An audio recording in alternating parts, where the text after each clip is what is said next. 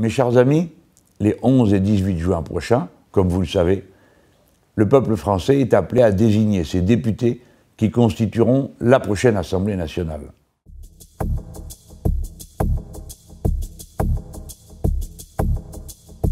Ce n'est pas une formalité administrative comme certains voudraient le faire croire.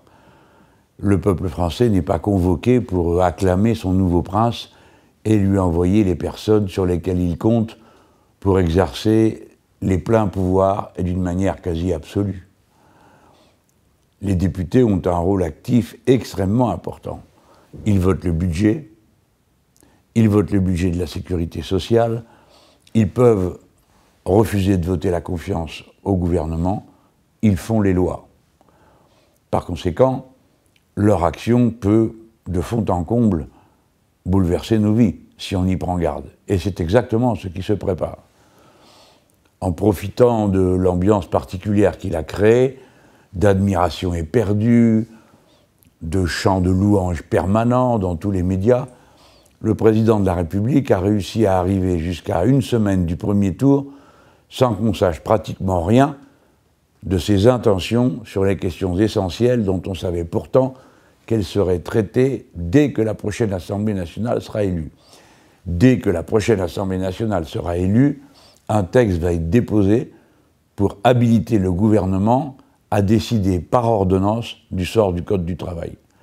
S'il y a une majorité absolue de députés pour M. Macron, ils pourront donc en un seul vote donner les pleins pouvoirs au gouvernement de tout changer concernant le Code du travail. Voilà l'enjeu de cette élection.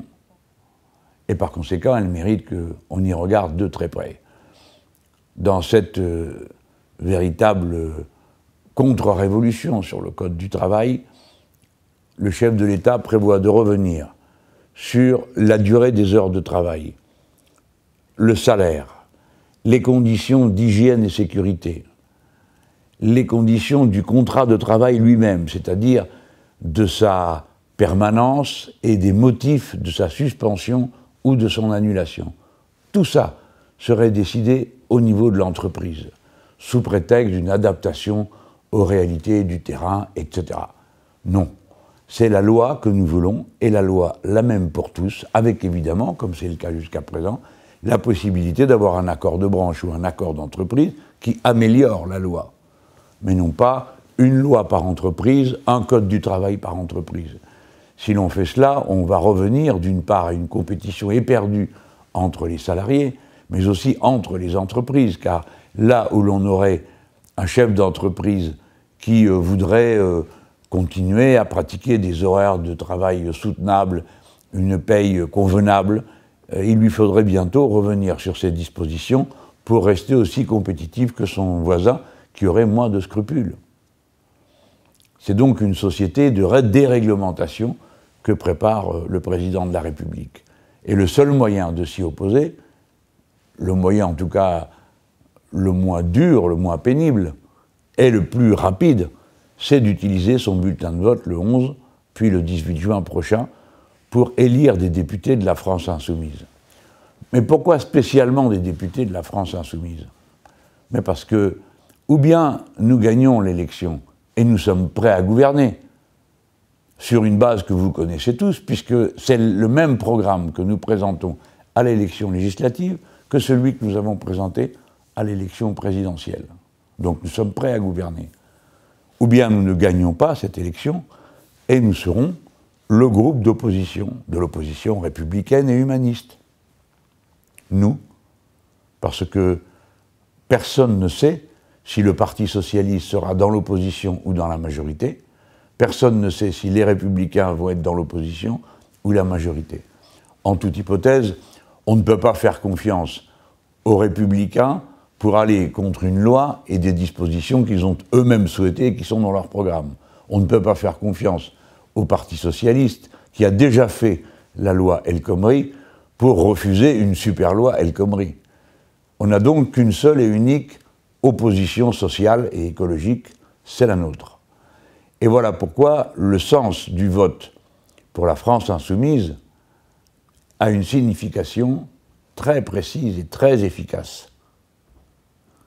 Refuser la régression sociale et l'irresponsabilité écologique de ce gouvernement.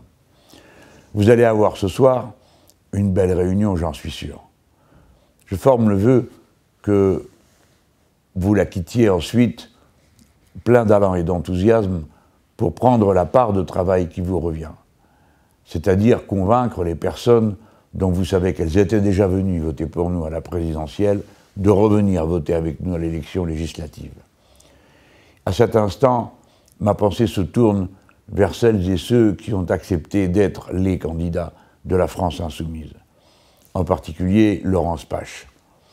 Ce sont des personnes qui ont une vie professionnelle, qui ont une vie associative, syndicale, qui sont souvent des personnes engagées depuis longtemps. Et à cet instant, elles posent un acte de courage et de dévouement en acceptant d'être nos représentants dans cette bataille. Je souhaite que vous les entouriez d'affection, de fraternité et de soutien extrêmement actif. Car notre principale force, pour ne pas dire la seule, c'est notre nombre. La force du peuple, elle est dans le peuple. Et c'est pourquoi vous avez chacun, chacune, une responsabilité très personnelle dans la suite des événements. J'espère retrouver Laurence Pache à l'Assemblée nationale, à mes côtés et aux côtés de tous ceux de nos amis qui vont être élus dans la quinzaine qui vient. Voilà, bon courage.